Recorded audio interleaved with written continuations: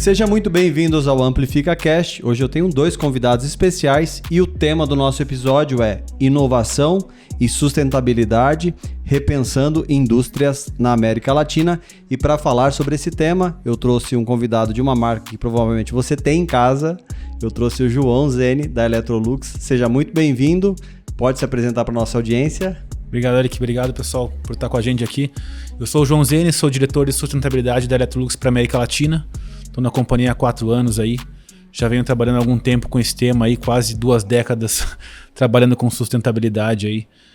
Então tem uma longa trajetória aí e espero poder contribuir e trazer informações interessantes para vocês aí hoje. Com certeza, muito bem-vindo, João. Obrigado pelo convite. E nosso amigo já é de casa, o Oscar já gravou alguns episódios sobre ESG, já participou de uma live nossa sobre ESG com a Juliana Felizmina da E-Pharma. Te convido a acompanhar esse episódio, essa live também vou deixar marcado aqui nos comentários. Obrigado, Oscar, pela participação e se apresenta também mais uma vez. Obrigado, Eric, e muito obrigado pela oportunidade, grande oportunidade de estar falando sobre ESG. Eu sou Oscar, eu sou engenheiro, então todo mundo pergunta o que o engenheiro está fazendo no meio do ESG, né, de sustentabilidade, de plantas e assim por diante.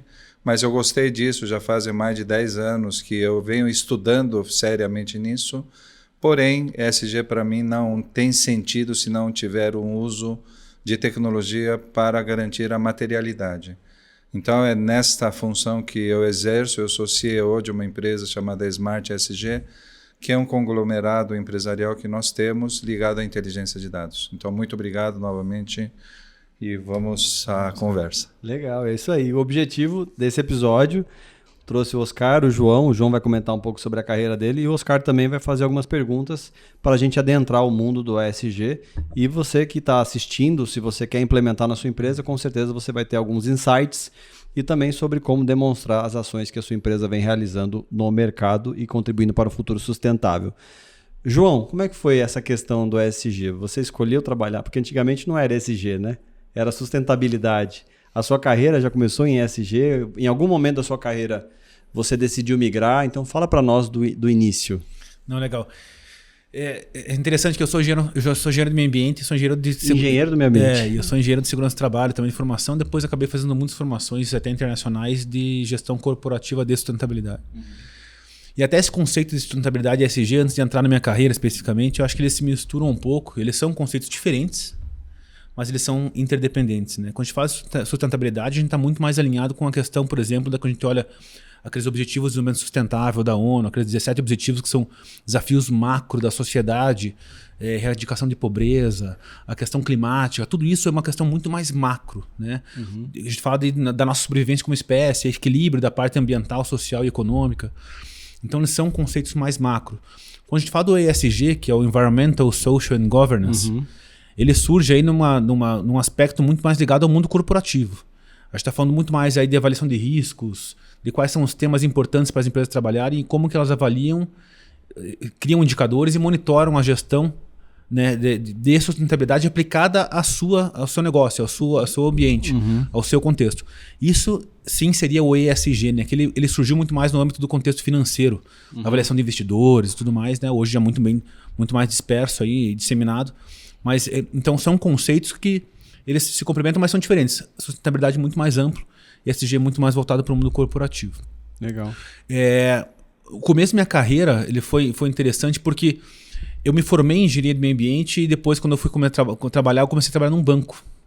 Eu entrei na área ambiental do HSBC, na época era um banco que estava em Curitiba, a sede.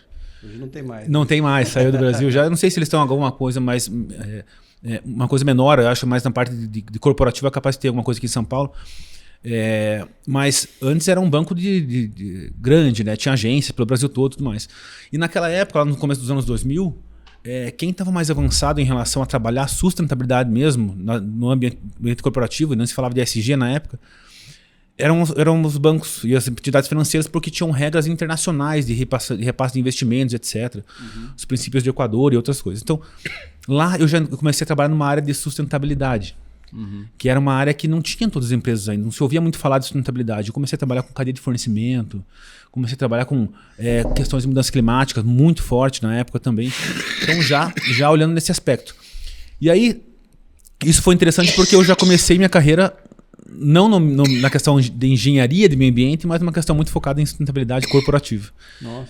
E aí depois eu fui migrando, fui para o mercado de telecomunicações, virei head da Telefônica Vivo aqui em São Paulo, fui para a Cielo e depois acabei migrando para a indústria. Hoje estou na Electrolux, mas sempre trabalhando com sustentabilidade corporativa, né, nos seus mais diversos aspectos, seja social, fui responsável por diversidade e inclusão em algumas empresas, e climática, etc. E aí tem uma pergunta, você acredita que quando a pessoa começa a trabalhar na área da sustentabilidade, ESG, você acaba assumindo essa missão com o planeta?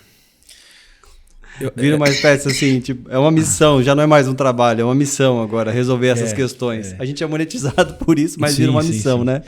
Eu acho que quanto mais você estuda sobre esse assunto e mais você compreende a importância de olhar para esse assunto, para esses aspectos, eu acho mais você se apaixona.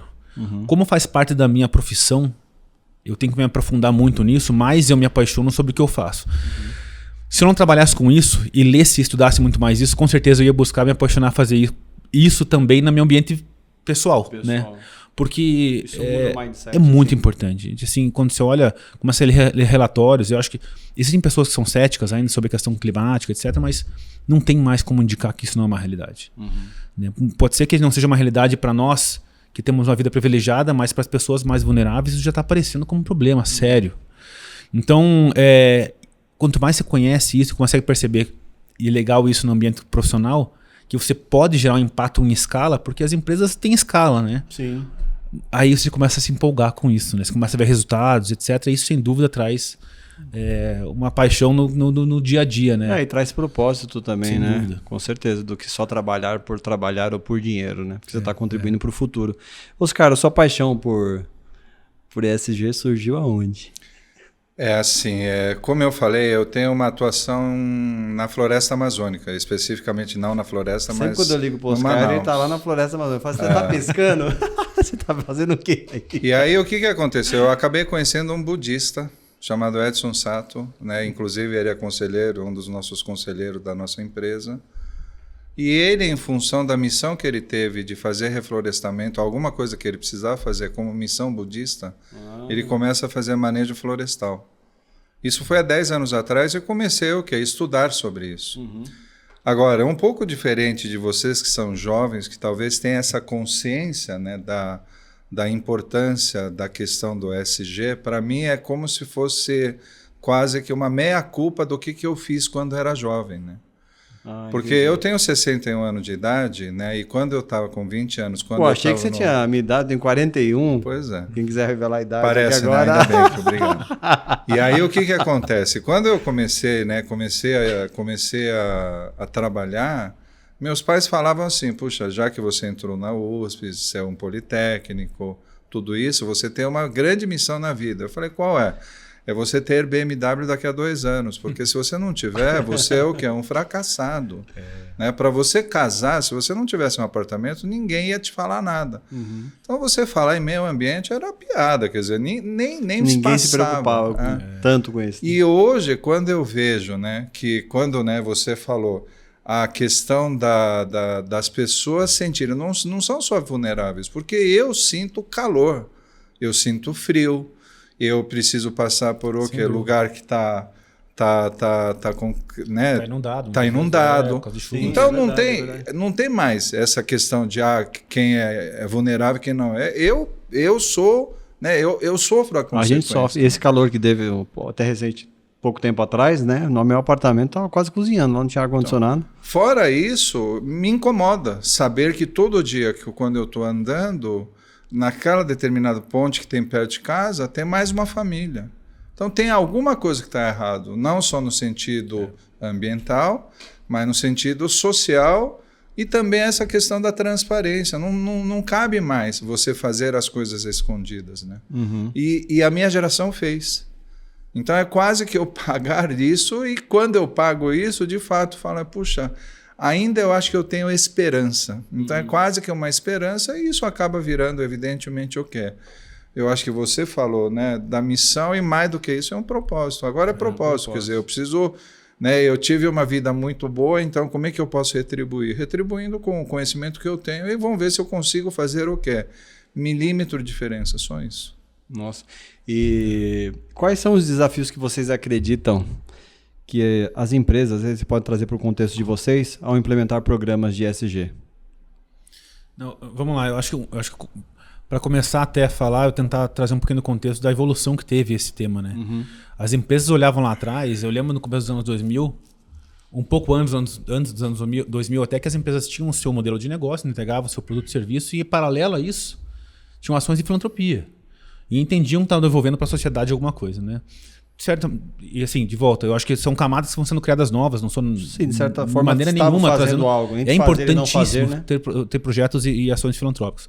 Mas depois disso, começou lá nos anos 2000 a surgir, não sei se lembram, as empresas começaram a falar de responsabilidade social corporativa, de implementar coleta seletiva, de trocar a lâmpada para lâmpada fluorescente, depois veio a LED. Falava-se muito só de redução de consumo de energia, etc., porque são pontos até que para as empresas trazem redução de custo também. Né? Criou-se uma nova camada. E aí depois começou com o tempo a surgir os conceitos que a gente fala de impacto positivo, né, geração de valor e tudo mais. E tudo isso começou a tornar cada vez mais estratégico para as empresas trabalhar com o tema. E hoje se olha muito em como que as empresas conseguem entregar o seu modelo de negócio de maneira que gere valor para a sociedade. Cada vez mais valor para a sociedade com menos impacto ambiental e social.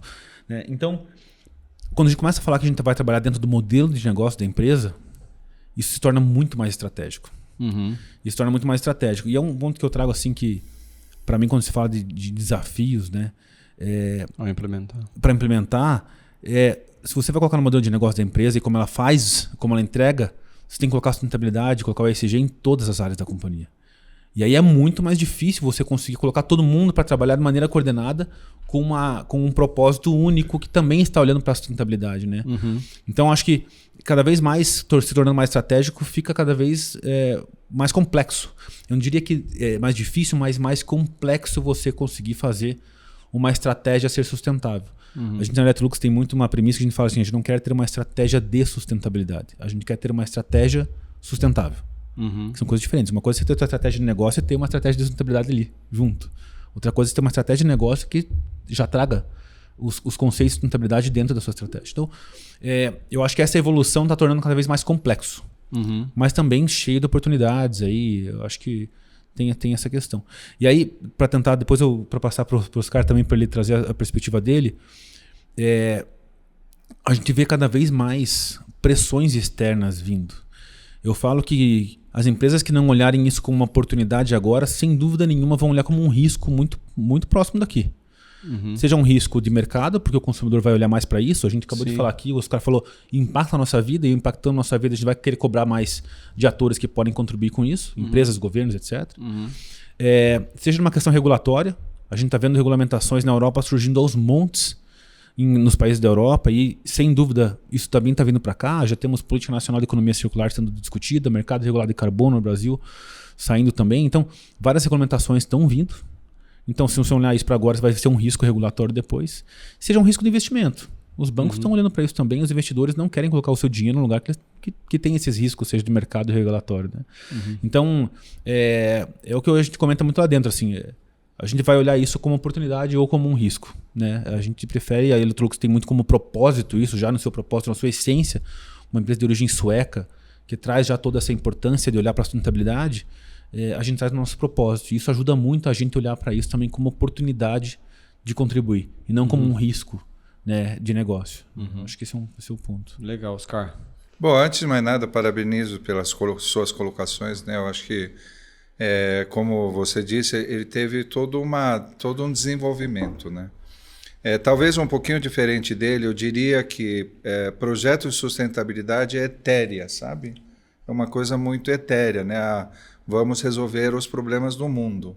Então não tinha o quê? Não tinha número. E como eu sou engenheiro, ele também deve, né? Apesar de ser engenheiro ambiental, com uma pegada um pouco diferente de um engenheiro naval, que realmente está muito preocupado com número, mas engenheiro sobrevive na base de número. Eu preciso de KPI, eu preciso de indicadores para saber se esse ano fiz melhor ou não. E isso que eu chamaria de projeto ESG.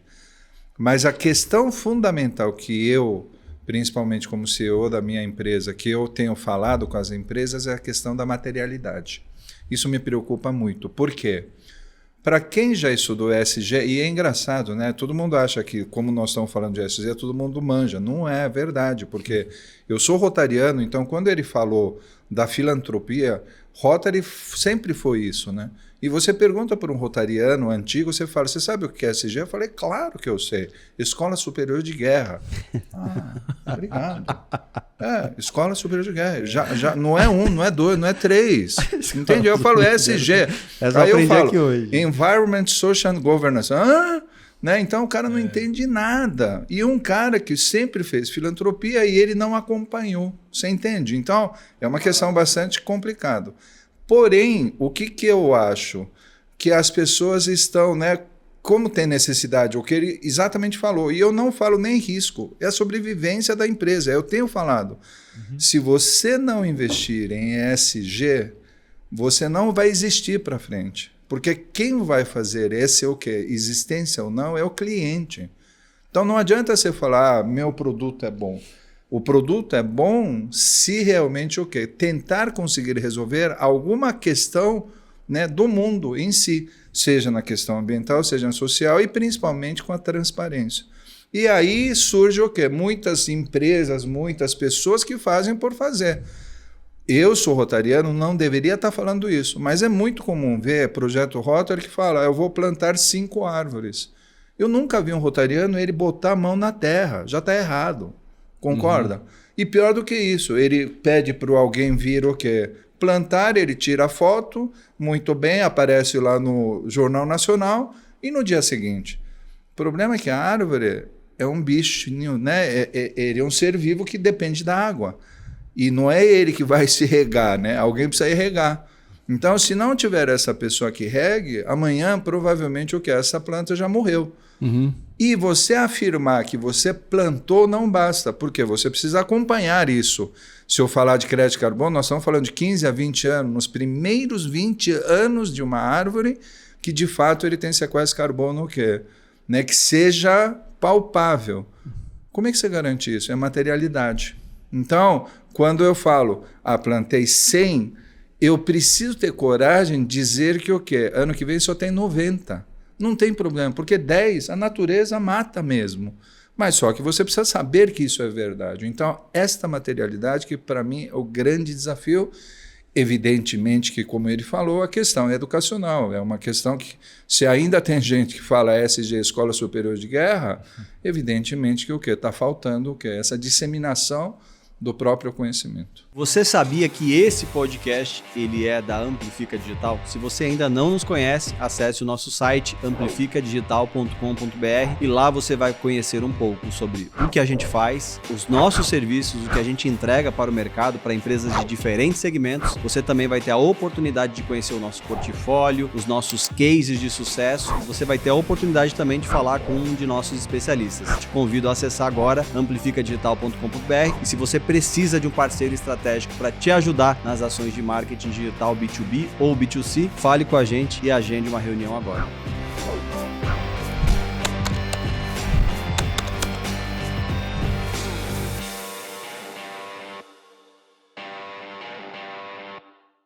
E como que vocês lidam com essa questão de tornar os programas de ESG amplamente conhecidos?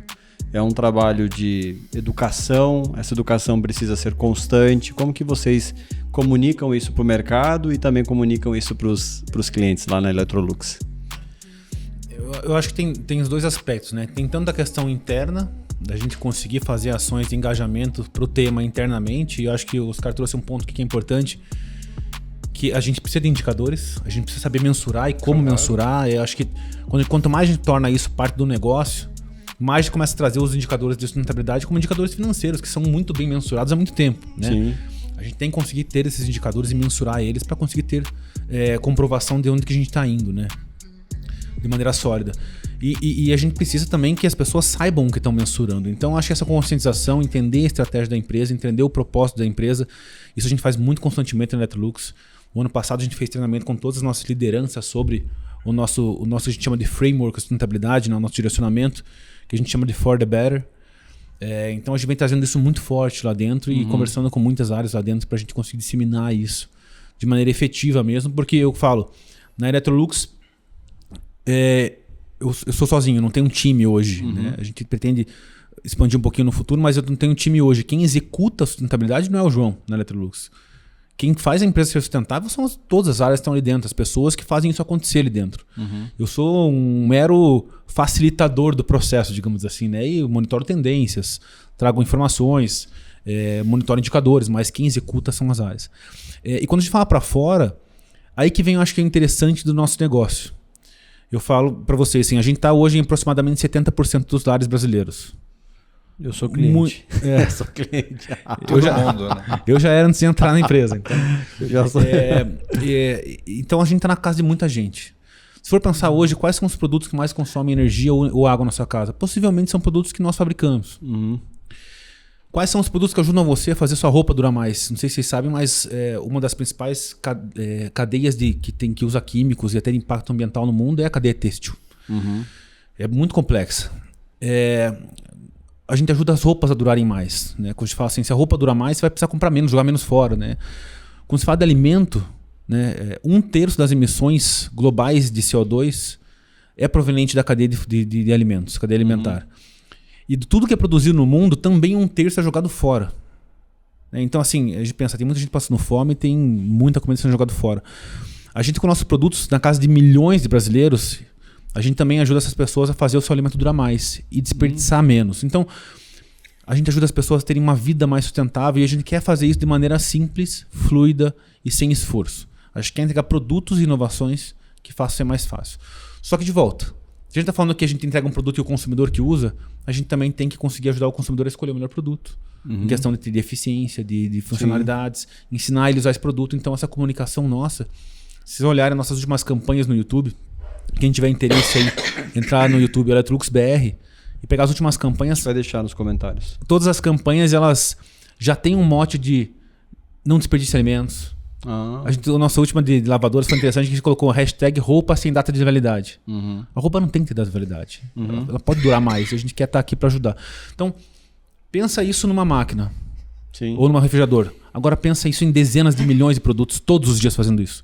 Esse é o tamanho do impacto, essa é a escala que a gente quer entregar. Né? Então, a comunicação precisa estar dentro para a gente conseguir fazer isso acontecer, entregar as inovações e fora para ensinar a usar o produto. Então, a gente vem fazendo isso através de campanhas, através das comunicações com o nosso consumidor, assim, e assim por diante. Né? Então, tem que estar próximo. Né? Se você quer que teu negócio gere impacto e quem usa teu negócio, teu produto, teu serviço é o consumidor, você tem que estar próximo do consumidor. Né? Isso, na questão assim, de evolução de idade, a gente falou aqui, você contou a história do ESG, né, do surgir, da sustentabilidade, foi falando da evolução ao longo dos anos. O Oscar comentou do peso na consciência que ele tem de não ter se preocupado isso mais novo e agora está motivado nessa causa. Como que você enxerga essa questão das novas gerações? Há realmente essa cobrança por produtos mais sustentáveis, produtos que não agridam o meio ambiente? Como que você vê isso? Já nascem, né? Tem alguns poréns, né, que eu acho que é legal trazer. Eu acho que é legal a gente ter essa ciência também. Quando a gente faz pesquisas, a gente vem vendo na Electrolux que tem uma tendência dos jovens estarem muito mais atentos a essas questões. Isso sem dúvida nenhuma. Quando a gente faz em nível geral da população, ainda existe uma tendência de preocupação maior, mas ainda não é o que motiva uma escolha de compra. Hoje o que a gente vê que motiva talvez uma fidelidade maior com alguma marca, mas não na hora de comprar especificamente ela vai escolher o produto X ou Y. O que a gente vê ainda aqui é muito uma questão de... a gente usou uma frase esses dias lá de green to be seen. Você é verde porque você quer mostrar para os outros que é verde, não porque necessariamente você se preocupa tanto com o bem comum. Hoje o consumidor brasileiro aqui na América Latina ele ainda olha muito assim, quando a gente fala, por exemplo, nossos produtos. Ele está muito mais preocupado com o consumo de energia e de água, e muito também porque isso aperta financeiramente para ele. Porque no final do mês a conta vem, né? Exato. Do que ele perceber que isso vai causar um benefício para a sociedade. Então é uma evolução, isso está acontecendo. Os mais jovens já estão vindo com uma mentalidade diferente, porque eles já são impactados desde jovens com toda essa notícia que está surgindo. Que não tinha... Alguns anos atrás isso não era tão comum, né? Não era tão comum e muitos jovens já tem alguns estudos que mostram até que eles têm até uma ansiedade climática que eles falam. Que eles estão muito preocupados e muitas vezes sem conseguir saber como agir muito bem. A gente fez uma pesquisa nos 10 principais mercados de Electrolux do mundo, com mais de 12 mil pessoas. E nessa pesquisa saiu um dado interessante que é 93% das pessoas querem liderar a sua vida para uma vida mais sustentável. Ou seja, elas querem. Muitas vezes elas não sabem como fazer, mas elas querem. Então, olhando nesse sentido, assim, as pessoas vêm já trazendo uma visão já mais para esse assunto. Estão mais preocupadas, mas muitas vezes estão com dificuldade de entender como executar isso. E acho que as empresas também têm esse papel de poder contribuir nesse sentido, né? Isso que a gente vem tentando fazer também com o Electrolux. E assim, uma visão dos dois agora, pode até o Oscar começar. O que motiva diariamente, Oscar, você a continuar esse trabalho com as empresas, a implementar a ESG? O que motiva? É só uma questão de ganhar mais dinheiro? Agora eu vou provocar um pouquinho. Eu, pelo contrário, na verdade, assim, acho que eu sou muitas vezes criticado porque eu acredito numa vida um pouco mais social, sabe? Então, quando a gente fala que o ESG está muito preocupado com todos os stakeholders, né? O que é stakeholders? São os interessados, né? E quando a gente está falando nisso, não dá para você dispensar, porque eu vou escolher o Eric porque é mais bonitão, não sei das quantas. Quer dizer, todo mundo precisa estar. Então, o que me motiva é que realmente, assim, apesar de todos os problemas que nós temos, nós estamos caminhando para que o quê? As pessoas consigam ver um pouco do outro, tenham um pouco mais de compaixão, né? Não é só eu que estou com um sentimento de culpa. Então, isso que me motiva a enxergar que a sociedade está enxergando uma possibilidade de continuar, não só na Terra, né? da sobrevivência da Terra, mas que possa fazer um ser humano ou, né, uma sociedade um pouco mais justa, um pouco mais, né, parece coisa de político, mas não é. É realmente porque eu acredito mesmo. Eu fico cansado, quer dizer, me choca ver pessoa que está passando lá, né, fome, enquanto ele tem a estatística dizendo que 1/3, né, da comida é jogado fora. Quer dizer, tem alguma coisa que está errado, né? Quer dizer, como é que a gente joga 1/3 e tem gente que está cada dia morando na questão? E ele falou bem no início a questão da inteligência artificial. Eu sou mestre e doutor em vida artificial. Vida artificial é acima da inteligência artificial. Então, eu estudei muito sobre inteligência artificial. É assustador. Eu que estudei, o impacto que isso vai causar é uma coisa muito grande. Quer dizer, está todo mundo falando em RH, da empregabilidade. Eu falo, gente, precisa mudar. Porque empregabilidade é quando você tem emprego. Daqui a pouco, 40%, 50% dos empregos não vão existir. Então, agora precisamos começar, né, a discutir a desempregabilidade. O que a sociedade vai fazer com os desempregados, porque ele não vai ter mais emprego, né? Então, tudo isso, eu acho que só com esse tipo de movimento no qual todos sofrem e, ao mesmo tempo, do sofrimento começa a nascer. A gente estava almoçando. Quem que é o melhor vendedor? Aquele que passa fome, não é isso? Então, todo mundo vai estar sofrendo, todo mundo sofre calor, todo mundo sofre inundação. É a hora que o quê? Que tem de você conseguir reagir para que o quê? Ninguém consiga o quê? Ninguém passe sozinho. Acho que é isso. Então, por isso que eu tenho muita essa vontade, apesar de na idade, eu quero continuar. Então, está muito desligado a questão econômica no sentido financeiro que eu quero ganhar dinheiro. Lógico que existe o que né, oportunidade, mais do que isso.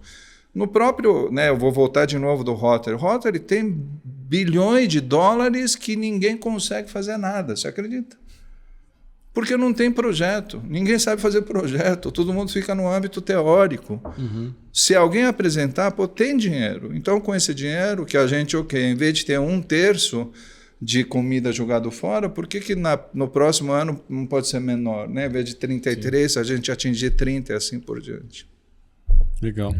E como, aí uma dica que você pode deixar aqui para a nossa audiência, como a gente como consumidor, aí me coloco na condição de consumidor, eu posso olhar produtos, vamos falar do seu segmento, para que eu consiga enxergar se esse produto ou essa marca, ela segue práticas de ESG.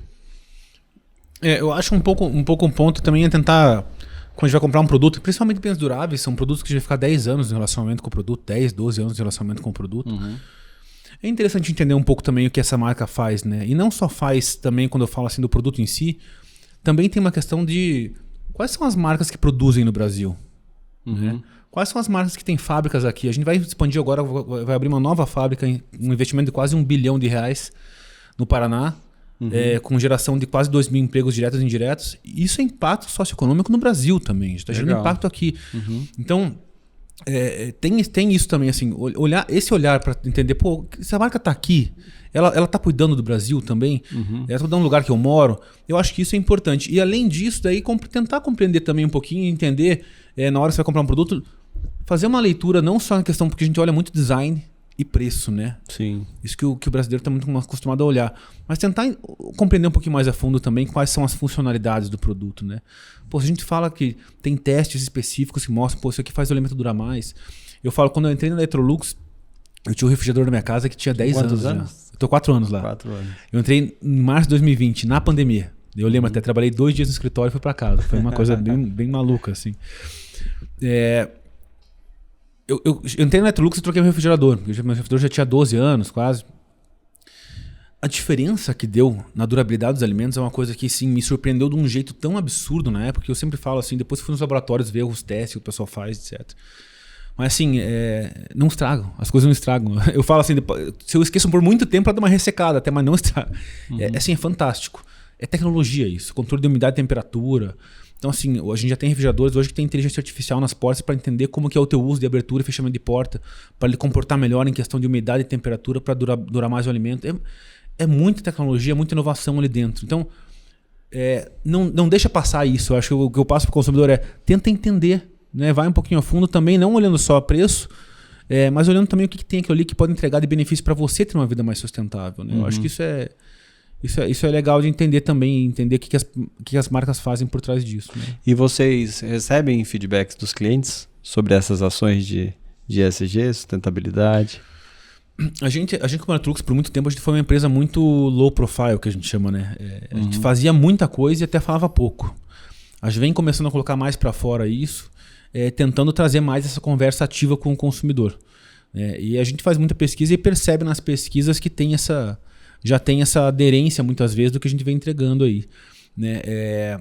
Mas o consumidor ele ainda está muito atento às questões, como eu falei, de design, de durabilidade. Isso é um ponto bastante importante. Né? O produto durar mais.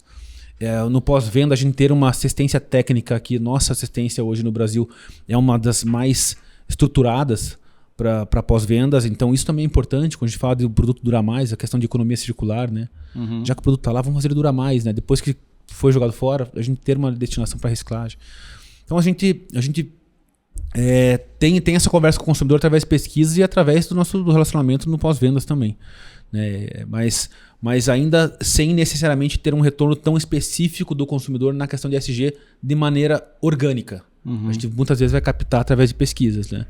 E hoje, se a gente como consumidor quiser consultar essas informações das ações de ESG da Electrolux, como que a gente faz? A gente tem o nosso site, a gente tem os nossos relatórios globais de sustentabilidade também, que tem toda a nossa estratégia lá. E a gente vem fazendo nossas campanhas que também trazem esses contatos aí com o consumidor. Né? Então, eu acho que são nossos meios de comunicação digitais, aí, eu diria. Quando a gente fala também, tem o canal da Electrolux no YouTube, tem Instagram, etc. Esses meios de mídia social também hoje a gente vem sempre trazendo comunicações ali. Então, acho que são essas maneiras de manter contato vivo com a marca. Né? Eu acho que principalmente a gente que tem algumas marcas que a gente tem mais contato no nosso dia a dia, eu acho que é importante a gente ter contato de alguma maneira com essa marca. Né? Eu acho que isso é legal e mantém a gente também engajado em entender o que está acontecendo por trás do dia a dia dessas empresas. Né? Legal. Oscar, e com relação a essa questão da gente se preocupar com práticas ESG, qual que é o seu conselho que você dá para as pessoas no geral, para o público leigo que vai consumir um produto ou um serviço e precisa estar de olho sobre as ações dessas empresas? Tudo, na verdade, essa questão, né, de como pegar, como um conceito... Porque você estava falando um pouco da materialidade, né? E essa questão de eu faço, mas tá aqui o que eu faço, né? Provar o que faz. Você, então, tudo é uma questão de educação, né? Tudo acaba ficando educação, né? De como é que você vai transmitir isso e, como ele falou, organicamente ser devolvido. Hoje não, hoje as pessoas fazem meio que, né, falar que faz e também todo mundo achar que está vendo e assim por diante. Então, eu acho que o mais importante é a questão educacional. Eu ia até dar um exemplo numa outra hora, né? A hora um pouco passado agora, que a gente tem algumas iniciativas que nós fizemos dentro da escola, né? Então, nós pegamos um ETEC e nós fomos lá com 20 árvores para os meninos plantarem. E eles ficaram encantados, porque eu nunca tinha feito isso na vida, por incrível que pareça, né?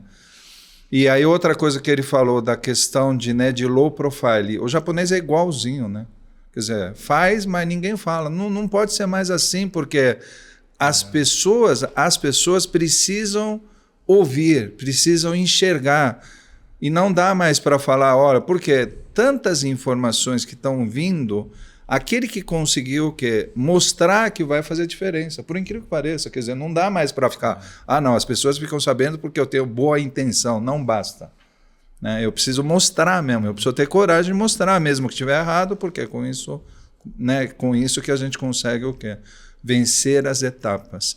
E tem uma coisa assim, que quando ele falou sobre essa durabilidade, já que, né, podcast muitas vezes é educativo, tem uma expressão que os japoneses, se você falar com o japonês, mottainai. Inclusive ontem apareceu. Japonês aqui mottainai significa o quê? Você não fazer desperdício. Sim. E esse mottainai, na verdade, é uma expressão que se consagrou pós-guerra. Porque na guerra todo mundo perde e um grão de arroz que você deixa de comer que você jogou fora é mottainai.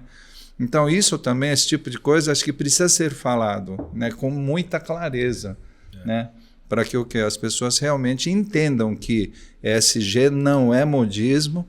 Eu acho que é necessidade para as empresas. Eu digo que não é só risco, é de sobrevivência, e para a humanidade, de fato, continuar a vivo. Você quer falar? Não, se eu comentar que essa questão de desperdício a gente está cada vez mais chegando num momento que a gente realmente não pode desperdiçar nada, em nenhuma fase, né? E aí, trazendo um pouco do exemplo que a gente vem trabalhando na Electrolux, a gente tem uma estratégia de economia circular muito forte. E aí, quem não está muito acostumado a ouvir esse conceito de economia circular, vou tentar simplificar ele em 3 frentes, né? A gente fala use less, vamos usar menos, né? Usar menos matéria-prima quando a gente puder. Isso vem muito ligado com o design dos produtos também. Pouco a gente pode fazer um design que ele seja mais enxuto, slim, que entregue melhor. Tem um documentário no Netflix que fala sobre o minimalismo, que é um pouco relacionado a você olhar tudo que você tem em casa, perder o propósito, doa, faz o bem para alguém, mas vai eliminando os excessos, né? Exatamente. E aí usou menos, agora já tem um produto, então usa por mais tempo possível, né? Não desperdiça o uso dele, já tirou aquela matéria-prima da natureza, então usa ele por mais tempo possível, e depois que a gente chama de use longer, né? Use less, use longer, e depois no final da cadeia, use again, né? Vamos usar de volta, então vamos pegar aquilo lá depois, reciclar e voltar ele na cadeia para fechar esse ciclo, né? A gente vem tirando muita matéria-prima da natureza nas últimas décadas, muita. E gerando um problema gigantesco também na questão de destinação de todo esse resíduo. Né? Cada vez mais a gente vai ter que entender como humanidade como que a gente consegue fazer esse ciclo fechar. Na Electrolux a gente já tem nossas fábricas que são 100% zero aterro, né? A gente manda hoje, são certificadas externamente, a gente manda menos de 1% de todo o resíduo que seja gerado na fábrica para aterro sanitário. E depois disso a gente tem várias estratégias internas de modularização, de redução da complexidade do produto para ele poder durar mais. Né? E aí, claro, a gente também tem ações de logística reversa, para a gente conseguir coletar o produto antigo do consumidor na casa dele e reciclar. A gente já reciclou no ano passado mais de 10 mil toneladas aí de produto, com ações internas e ações com a nossa associação coletiva, que é a ABRE. E quando a gente fala 10 mil toneladas... Foi essa que você foi presidente? Eu sou hoje vice-presidente do conselho da ABRE, a Associação Brasileira de Reciclagem de Eletroeletrônicos e Eletrodomésticos. Gente, 10 mil toneladas, se um carro popular pesa 1 tonelada, mais ou menos, a gente está falando do peso de 10 mil carros. É muita matéria-prima.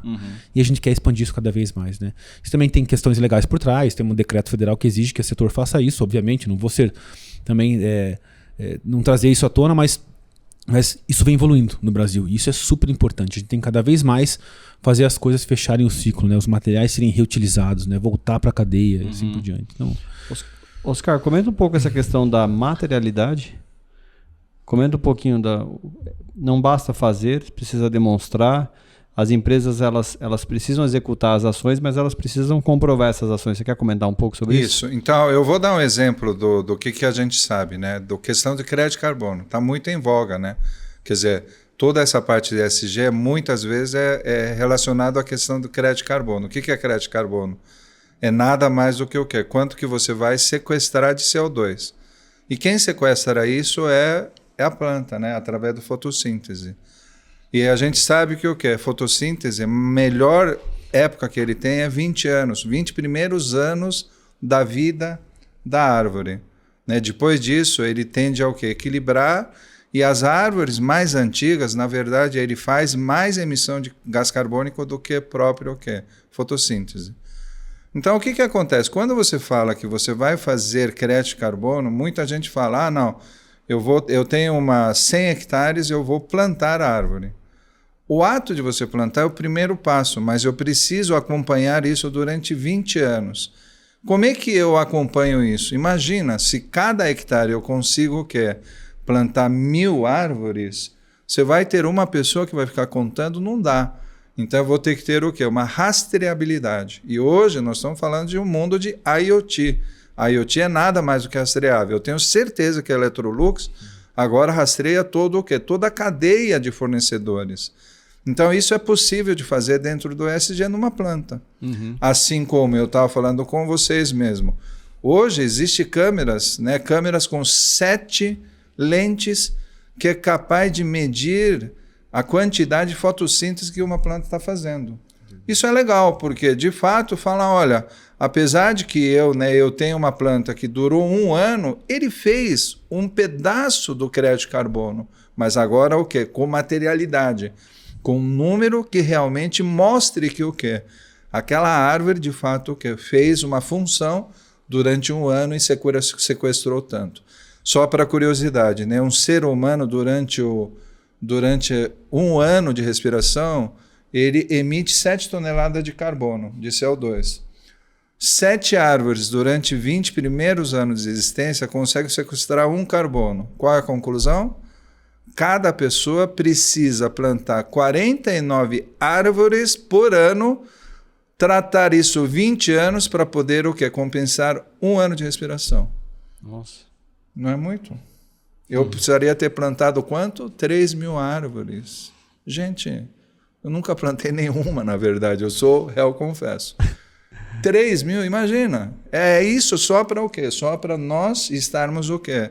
Com consciência limpa de que eu estou respirando, mas não estou fazendo mal para a população. Então... E até o gancho da pergunta, né? Quais tecnologias você vê como fundamentais para poder avançar as metas de ESG, sustentabilidade? O que você acredita aí? Rastreabilidade. Essa questão do que eu falei de você fazer o quê? Uma metodologia de cálculo de emissão de carbono, de sequestro de carbono. Fora isso, o que ele falou, porque quando você faz o quê? Quando você faz pegada de carbono, primeira coisa que você precisa fazer o quê? É diminuição. É ano que vem eu emitir menos. Isso só pode ser feito através de eficiência energética. Então não é à toa que a Electrolux está preocupado em fazer com que o quê? Na sua casa gaste menos energia. Porque a energia hoje ainda é o quê? Através de hidrelétrica que ele tem altíssimo o quê? Emissão de carbono por causa do concreto. Então, o que eu preciso ter? Eu preciso ter o quê? Placas solares, muito mais placas solares. Eu preciso ter o quê? Energias renováveis, né? Sustentáveis para poder fazer isso. Então, isso também é uma outra tecnologia. Quer dizer, está todo mundo preocupado com a questão só de plantar. Não, eu preciso também o quê? Fazer uma eficiência energética, eu preciso ir atrás disso. E até tentando contribuir um pouco que o Oscar trouxe, eu tenho uma leitura de que a sustentabilidade não tem que ser mais caro. Geralmente, na minha carreira, eu vi muito isso. Quando eu ia tentar na mesa com a área financeira, no começo da minha carreira, eles viam a minha área como uma área de custo. Eu acho que isso é um problema. Você considera que a gente foi um obstáculo? Com certeza foi no passado, mas eu acho que hoje a gente tem uma visão um pouco diferente. A gente tem uma visão um pouco mais estratégica do assunto. Depende da empresa. Depende da empresa. Eu acho que tem um nível de maturidade, sem dúvida nenhuma, mas eu acho que isso tá mudando bastante. As áreas de sustentabilidade estão virando áreas mais estratégicas. E aí, eu vejo muito uma questão assim. É claro que em vários aspectos ainda pode ser mais caro, porque são desenvolvimentos de novas cadeias, muitas vezes. Por exemplo, colocar plástico reciclado nos produtos. A gente tem uma meta de colocar 50% de plástico reciclado nos produtos até 2030. A gente já avançou bastante, a gente está usando já quase 4 mil toneladas por ano de plástico reciclado nos produtos. Quase 70% dos nossos produtos já tem algum nível de plástico reciclado, alguns com mais, outros com menos. Mas para avançar agora, em alguns aspectos seria mais caro a gente fazer isso. O que vai tornar mais barato, ou eu coloco sempre uma régua, né? Ou a gente vai ter que fazer inovação, e essa inovação vai contribuir com que ser mais sustentável consiga ser ou o mesmo preço ou mais barato. E o que não conseguir por inovação, aí eu também acho que tem um papel das empresas entenderem como que elas podem fazer advocacy para a regulamentação. Porque eu falo, eu colocar também muito investimento em sustentabilidade, que seja muito mais caro que o meu concorrente, porque às vezes você pode falar, nossa, vou avançar muito, mas é muito mais caro. Sim. O mercado está apto a receber isso, eu tenho que sobreviver.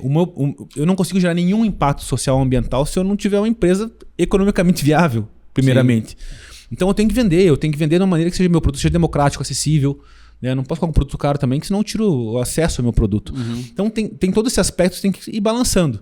Mas eu acho que a inovação em si, e quando eu falo inovação, não é só tecnologia, mas inovação de relacionamento entre empresas para cooperar, para buscar novas maneiras de trabalhar junto.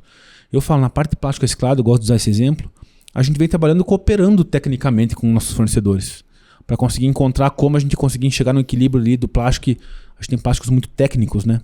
Uhum. Que às vezes o reciclado não consegue atender uma demanda técnica, a gente vem trabalhando junto para conseguir sobressair sobre isso. Então, eu acho que tem inovações de dinâmica de trabalho, tem inovações de como olhar as cadeias de fornecimento, né? Sair de uma cadeia linear, que é produzir, usar, jogar fora, para uma cadeia circular, onde pode deixar matéria-prima para reutilizar. São novas maneiras de olhar, né? Eu acho que sustentabilidade demanda isso, né? Eu acho que é ou inova, e se não conseguir inovar para transformar isso numa coisa que é viável economicamente, como que a gente consegue talvez ter uma regulamentação que ajude a puxar, né? Eu acho que... Só para complementar, claro. Eu acho que a questão do que você falou, da questão de cooperativismo, né? Isso eu acho que é essencial. Né? De novo, Rotary, cada clube acha que é dono do seu próprio nariz, então ele é melhor do que o outro. Não pode mais existir isso. Eu acho que Rotary, tem né? que ter o quê? Você é presidente do Rotary. Eu sou presidente do Rotary Clube São Paulo ESG. Mas as empresas precisam o quê? Trabalhar junto. Por quê? Uma coisa que talvez ele não tenha falado é a escalabilidade. Quando eu tenho escala, necessariamente o quê?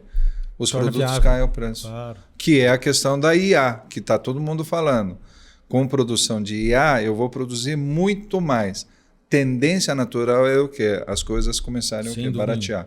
Agora, para poder ter escalabilidade, eu não posso ser o quê? Não posso ser egoísta. Eu mantenho essa tecnologia e depois eu não passo, porque aí eu não consigo ganhar escalabilidade. Aí sim eu tenho o quê? Preço alto. Posso fazer um comentário só, que é um ponto que ele trouxe antes, até que eu me lembrei aqui agora, só para a gente não perder o link, que ele comentou da gente trazer produtos mais eficientes para casa do consumidor. E aí que tem uma informação que é super interessante, geralmente as pessoas não conhecem. A gente faz análise de ciclo de vida dos nossos produtos. Para quem não conhece o termo de análise de ciclo de vida, é entender onde está o impacto climático, desde a extração da matéria-prima, a produção, o transporte, o uso do produto e o fim de vida. Onde está esse impacto climático do produto? E aí muitas pessoas, quando eu pergunto isso, falam, o impacto climático da Electrolux está na produção, está na manufatura, ali na fábrica. O nosso impacto climático, quase 85% dele está no uso. Porque o nosso produto fica 10 anos na tomada, ligado, consumindo energia. Nossa. Então, para você ter uma ideia, o quanto isso é importante para a gente, você foi muito, muito preciso quando você trouxe isso, cara. A gente tem metas de tornar o nosso produto mais eficiente que fazem parte dos bônus dos nossos executivos. Uhum. Ou seja, a remuneração variável do outro executivo da Electrolux está atrelada 20% a reduzir emissões de CO2 ligadas ao uso do produto. A gente tem que entregar produtos mais eficientes para o consumidor, que consumam menos energia e que consumam menos água. Então isso é uma coisa super importante para a gente, que é onde está o nosso maior impacto climático como indústria, né, digamos assim.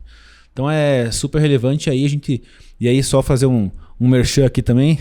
Claro. Se for pensar hoje que a geladeira, por exemplo, é um dos produtos que mais consome energia na casa dos consumidores, e que a Electrolux hoje é a empresa que mais coloca unidades de produtos da maior eficiência energética dos selos que a gente tem do Inmetro, a gente hoje se perguntar assim, qual uma das empresas que mais contribui com a eficiência energética da casa dos brasileiros? Prazer, Electrolux. E uma coisa que a gente não pensa às vezes, né? Olha o tamanho do impacto que a gente pode gerar, né? Eu acho que é isso. Muito bom, muito bom. A Electrolux tá patrocinando, tô brincando, tá não? Patrocinando esse podcast. Brincadeira. Tô pegando um gancho aqui de uma conversa anterior, a gente falou sobre as áreas financeiras enxergarem ações de ESG, sustentabilidade, como custo. Você comentou hoje você está na Electrolux, que tem uma visão diferente sobre ESG, enxerga isso como uma oportunidade e sabe que é necessário investir. Mas quem está nos escutando, que pode ser uma pessoa que trabalha em ESG, como que ela vence essa barreira? Ou como que a gente pode ajudar essa pessoa que está fazendo projetos de ESG para dentro de uma empresa, para que ela consiga superar essa barreira de que não é um custo, e sim um investimento, é uma oportunidade? Podem. Eu acho que você já passou por isso. Sim. Todos os lugares que você trabalhou. Sim. Eram. Eu acho que tem uma questão de como você aborda o tema também, né? Eu, por exemplo, teve um momento da minha carreira que eu não queria falar a palavra sustentabilidade. Eu falava risco, eu falava reputação, eu falava eficiência. Risco e reputação, assim, como a gente pode gerar isso, valor reputacional, imagem para a empresa. A questão de eficiência, então como a gente pode ter ganhos também de eficiência na companhia. E a questão de transparência, como você gerar um melhor relacionamento com os teus stakeholders, né, com os teus pontos de contato ali. Então, eu acho que mas eu acho que é um desafio mesmo você conseguir demonstrar como isso gera valor, né? Mas eu acho que está começando a ficar cada vez mais claro quando a gente olha das demandas e pressões externas. Eu acho que esse é o ponto que eu comentei, né? Começa a ficar mais fácil a argumentação, falando assim, se a gente não fizer isso agora, meu amigo, a gente vai ter que fazer depois e vai ser um sopetão de fazer uma hora para outra. Vai ser pior, vai ser um trauma muito maior. Então, olhar para as questões de ESG e entender como avançar, tem esse ponto que eu acho que assim, a gente tem que fazer. E aí, por outro lado, eu acho que o mundo tá passando por tantos problemas, né? E estão cada vez mais evidentes, né? Os problemas sociais, ambientais que a gente tem, que eu acho que as pessoas também estão um pouco mais próximas de tentar fazer alguma coisa, né? Eu acho que fica mais claro porque uma empresa ter um propósito que esteja alinhado com sustentabilidade, com os conceitos de ESG. Eu acho que talvez a argumentação hoje ela está um pouco mais fluida nesse sentido, né? Mas é claro que tem um desafio de entender. Eu acho que o principal ponto é as pessoas precisam conseguir compreender com clareza quais são os impactos negativos que a indústria tem. Reputação, imagem. E também entender com clareza quais são os impactos positivos, né? Porque às vezes as pessoas não conseguem nem ter essa clareza, esse diagnóstico de quais são os impactos negativos e positivos que a empresa tem. Custo-benefício, né? Em outras palavras. Empresarialmente falando, é o custo-benefício. Quanto que você está gastando e qual é o benefício que tem. Também uma olhar social e ambiental, né? E muitas vezes não é tangível, né? Mas você precisa tangibilizar de algum jeito. Então, o ESG, por exemplo, é muito melhor do que um projeto somente sustentabilidade. Como eu falei, ele é meio etéreo. ESG não, ele é quantificável. Agora, eu acrescentaria, é um processo top-down, né? Quer dizer, se a grande liderança não quiser, não vai acontecer. Porque eles precisam estar dizendo, olha, de fato eu vou trabalhar ESG a favor da minha imagem. Então, a primeira coisa que eu falo, gente, o concorrente seu está trabalhando nisso. Né? Eu já ameaço. Eu falo, o concorrente está trabalhando, você não vai trabalhar? Né? E aí começa, mas é caro, tá bom, mas o concorrente está fazendo. E hoje, né, a diferença entre, né, o que eu acho que é legal neste mundo, que a diferença entre uma empresa e outra, que antigamente podia ser de 1 ano, é milimétrico. Né? Se você bobear, meu amigo, o outro já passou. É só você ver mesmo no mercado, que é mercado de eletrodoméstico. É tão simples, né, de outra empresa vir com tamanho, capital, esse tipo de coisa. Então eu preciso ter algum diferencial. Então essa imagem perante a sociedade. E eu também concordo com ele que a sociedade está um pouco mais... Né, ele também está cansado. Né? Quer dizer, de novo esse calor, de novo esse frio. Eu fico tossindo o dia inteiro porque acordei cedo hoje com frio e de repente eu tenho calor, então eu preciso tirar a roupa e à noite, né? Aí lógico, não vai ficar pelado aguenta, aqui, né? Não aguenta. Se eu fosse bonitão. Mas é isso, tá bom. Legal. E quais são as lições mais valiosas que vocês aprenderam sobre sustentabilidade ESG ao longo da carreira de vocês? Falando como profissional, que depois a gente vai entrar no profissional e vai falar se você vai em todo lugar e olha, bom, isso aqui estão usando práticas. Acontece. Acontece. Acontece muito. É raro, mas acontece muito. Mas falando como profissional, acho que um dos principais pontos que eu aprendi durante a minha carreira é que sustentabilidade não se faz sozinho, né? Como eu falei, na Electrolux, quem executa, quem faz acontecer as coisas são as áreas, né? Quem faz a gente ter fornecedor... Muito legal essa questão que você comentou do bônus lá do... que a gente tem hoje disseminado já e faz parte, né? Então, a gente aprende com o tempo que muitas vezes eu vinha para falar para uma área assim, por exemplo, não, a gente tem que fazer dessa maneira porque está errado. Tá. Dá um exemplo, uma área de compras. Chegar na área de compras e falar assim, putz, você tem que considerar esses critérios de sustentabilidade na escolha do teu fornecedor. O cara falou, opa, peraí, não é bem assim. Se você chegar exigindo alguma coisa, você vai com certeza criar algum tipo de resistência. Uhum. O que eu aprendi com a minha carreira, e isso para mim foi muito mais fácil na Electrolux, que a Electrolux já tinha isso muito bem disseminado quando eu entrei lá, já era super amadurecido dentro da empresa, mas é você conseguir construir conjunto. Você conseguir primeiro criar essa conscientização de falar isso é importante, e por que isso é importante? Por causa de X, Y, Z, e aí construir em conjunto essa jornada, né? Então é muito mais uma questão de você conseguir influenciar positivamente outras pessoas do que você exigir alguma coisa. Eu acho que para mim isso foi um aprendizado muito grande. E eu concordo super com os caras que a gente tem que ter uma liderança que esteja comprada com o assunto. Uhum. Se a liderança não estiver comprada com o assunto, você pode parecer que vai fazer, mas na hora das decisões dos processos vai morrer no meio do caminho. Uhum. Né? Vou dar um exemplo. Putz, a gente quer colocar plástico reciclado. Se tiver 1 centavo a mais e a liderança não já comprada, ela fala, não coloca então porque é 1 centavo a mais. Vamos lá, continua a vida. Tem que estar comprado. Né? Tem que estar comprado, tem que ser um propósito da companhia. E obviamente sem tomar nenhuma loucura, a empresa tem que viver economicamente, foi como eu comentei lá atrás. Mas eu acho que esse ponto de influência, esse ponto de participar, de construir em conjunto, para mim é um dos maiores aprendizados que eu tive assim, dentro da minha trajetória até agora. Legal. Para mim, eu acho que é uma questão da persistência, sabe? Quer dizer, você você ser incansável. Uhum. Você já sabe que vai receber não. Muita gente vai falar que é Escola Superior de Guerra. E mesmo assim, você não perder o foco de falar, não, eu estou certo e eu vou. Então é meio teimosia.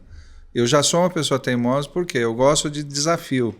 Então, para quem gosta de desafio, trabalhar em ESG é ótimo, porque é quase que não tem solução a curto prazo. Uhum. Mas vale a pena e isso que me dá mais motivação ainda, de não ter solução, e é possível de ter solução. E mais do que, não é solução meu, né? Acho que ele falou muito bem, é a comunidade. A comunidade precisa estar precisa estar, né, ligado a isso. Então, você ser esse aglutinador, né? Você conseguir fazer com que as pessoas ouçam você e que as pessoas falem, puxa, é verdade, nós precisamos fazer isso, né? Juntos, eu acho que, né, com palavras claras, é um puta tesão de fazer, de você enfrentar essa situação. Eu acho que é isso. Legal. E SG, então, flutua em todas as áreas? Que precisa olhar todas as áreas. Sim. Tem que estar. A gente tem, assim, com certeza cada empresa vai ter seu nível de maturidade em cada área olhando isso. E aí, quando eu me pergunto, eu participei de um outro podcast algum tempo atrás, me perguntaram, pô, João, e aí para o profissional de sustentabilidade, o que você diz para quem quer ser profissional dessa área no futuro? Eu sou sincero que eu não sei se vai ter muitos profissionais dessa área no futuro especificamente, porque cada vez mais, na minha visão, cada profissional vai ter que ter isso como um skill. Quem trabalha na área de compras, é um profissional de compras, vai ter que ter isso. Quem trabalha na área de logística vai ter que entender de sustentabilidade e ESG, porque isso vai ter que estar na operação logística. Quem trabalha em operações, quem trabalha em RH. Então, eu acho assim, cada vez mais eu vejo isso se tornando um skill necessário para as pessoas poderem executar suas atividades, conhecendo sobre o que é ESG, etc. Então, eu vejo que... claro, obviamente, em cada empresa vai ter o seu nível de maturidade em cada uma das áreas. E aí, hoje eu acho importante a visão do profissional de sustentabilidade para poder, entendendo essa maturidade, contribuir para que a gente consiga evoluir em cada um dos pontos para a gente ter essa consistência. Né? Não adianta você ter uma área que é super sustentável, tem isso já no mindset, ali no modelo mental, e uma outra área que não faz nada. Né? Tem que ter essa consistência. Então, essa disseminação aí, esse entendimento e esse profissional que faz esse cross, eu acho que é super, super interessante. Estamos chegando ao final do AmplificaCast. A última pergunta: qual que é o legado que vocês gostariam de deixar para as próximas gerações? A gente falou muito, né, sobre ESG. Quando você começa a trabalhar com ESG, acaba descobrindo um propósito de vida, que é contribuir para um mundo melhor. Sim. Mas o que vocês querem deixar como legado aí? Deixa o Oscar começar essa. Mas assim, antes de terminar isso, né, uma coisa, eu não sei se é dica, mas aquilo que eu vejo muito acontecer, eu como consultor especialista em ESG nas empresas, tá? Quando a gente fala de ESG, nós estamos falando ambiental e social e governança. Tem muitas empresas que fazem ambiental ou social ou governança. E isso eu acho que é uma coisa que tende a dividir. Quer dizer, por quê? Cada um tem uma necessidade, acho que intrínseca, de querer servir a humanidade. Então tem pessoa que gosta muito mais de planta, tem outras pessoas que gostam mais de social e tem gente que gosta de ser um cara muito mais transparente. Uhum. E o ESG é legal quando você consegue juntar. E muitas vezes a gente não tem essa visão. Puxa, eu vou tratar dos cegos, né, das pessoas com deficiências visuais. Será que não tem alguma coisa que eu possa ligar ao ambiental? Se você pensar, tem. Uhum. Né? Então, isso que é uma das poucas dicas que eu gostaria. Mas o que eu quero deixar como legado? Né? Eu falei, olha, tentamos. Eu não quero ter arrependimento de não ter tentado e, de repente, o quê? Eu não estou mais aqui, olhar para a Terra e falar, puxa, não existe mais. Então, eu sou muito mais assim, né? Acho que talvez fantasioso, mas eu gostaria de, né, falar, puxa, eu tentei. Muito bom. Vamos continuar tentando. Não, para mim eu acho que a gente está num momento da nossa sociedade bem crítico, sendo sincero. E vou tentar um pouco contextualizar o meu porquê. Uhum. A gente tem desafios globais, e quando a gente fala até de mudança climática, etc., que demandam cooperação dos governos globalmente, uhum, e num sentido amplo de sociedade. E nesse momento que a gente está percebendo que estão vindo relatórios do IPCC, etc., painéis climáticos globais aí que trazem notícias que a gente já está ultrapassando nossos limites climáticos. Uhum. Nesse momento a gente precisaria de muita cooperação que a gente está vendo no mundo. Um monte de conflitos geopolíticos que está só separando o mundo, não está juntando. Sim. Isso me traz um pouco de angústia, porque a gente tinha que estar caminhando num caminho contrário. Uhum. A ONU hoje está começando a perder força em alguns parâmetros de discussão, porque está cada vez mais polarizada em questões aí de discussão, também causado por esses conflitos geopolíticos, que deveria estar puxando hoje uma agenda até de cooperação, principalmente na questão climática também. Uhum. Então, o que eu quero conseguir, e olhando nesse momento que a gente está hoje, de necessidade importante, olhando num contexto macro global que tem vários desafios aí, e olhando mais agora para o nosso micro contexto de influência, que a gente olha empresas e a nossa vida pessoal, a gente vai ter que mudar e fazer algumas transições. Por exemplo, quando a gente fala de economia circular, mudar algumas cadeias de uso de matéria-prima. E tem muita coisa mudando agora e avançando de maneira importante. Eu gostaria de olhar para trás e pensar, eu de alguma maneira ajudei nessas transições. Uhum. Né? Dentro do meu ambiente de influência, eu consegui estar num ambiente de influência que ajudou, né, de alguma maneira. Eu realmente gostaria de olhar para trás e pensar isso. Eu fiz o que eu pude. Né? E aí pensando também, né, assim, eu tentei. Acho que nessa linha, porque olhando no contexto macro, eu sinceramente hoje, como ser humano, me sinto um pouco frustrado, uhum, com a humanidade, com tudo que está acontecendo no mundo. Assim, uhum, frustrado e preocupado, na verdade, né? Porque quando a gente olha hoje nos Objetivos do Desenvolvimento Sustentável, o último objetivo, que é o 17, que fala de cooperação e parcerias... Exatamente o contrário. No âmbito macro geopolítico está ao contrário. Né? No âmbito micro, talvez, das empresas, a gente está começando a ver mais empresas olhando uma para outra, de maneira intrasetorial, outros setores diferentes trabalhando em conjunto. Eu acho que isso que vai ser uma maneira da gente conseguir construir mais e mais. Né? E é claro... Eu sou um dos grandes apostadores que o que vai salvar, é meio ruim falar isso, mas o que vai salvar a humanidade vai ser através do ser humano, mas não vai ser pela boa vontade do ser humano, vai ser pela evolução tecnológica que ele vai conseguir executar. Uhum.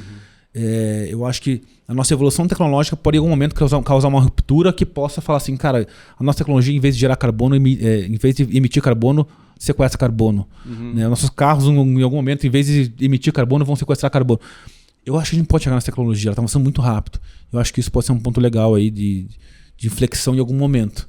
Mas, sendo sincero, no momento que a gente está hoje, eu estou um pouco triste com a humanidade aí. Seguimos tentando. Seguimos tentando. É isso aí. Estamos chegando ao final do nosso Amplifica Cast. E se você quer ser um cooperador e trabalhar com a gente no tema de ESG, pode mandar uma mensagem para mim no inbox, que vai ser o maior prazer te receber aqui. Muito obrigado, João, Oscar, pela participação. Podem se despedir para essa câmera e fique à vontade.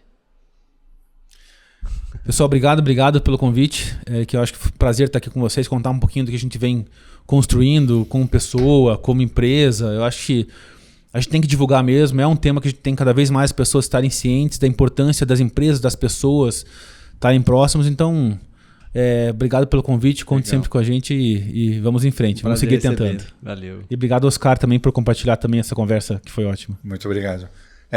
Agradeço muito novamente, né, a oportunidade de estar falando.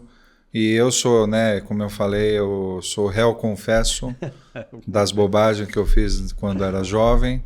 E agora eu quero consertar. É mais do que isso, eu acho que tem uma esperança, como ele falou. E também me entristece muito ver que as coisas estão muito polarizadas. Isso dentro da família, dentro das instituições, dentro de tudo. E isso não leva a nada. E me parece que o que? Essa necessidade intrínseca de precisar unir para salvar o mundo talvez seja uma grande solução. Por isso que eu acredito em ESG e eu estou, né, independentemente, são 2 anos só que atuo de fato profissionalmente, de resto foi muito inteligência de dado, muito seco, mas agora eu estou muito mais preocupado nisso. Obrigado. Legal. Estamos chegando ao fim do nosso Amplifica Cast. O endereço das redes sociais do João, do Oscar, vão ficar aqui nos comentários desse episódio e até o próximo.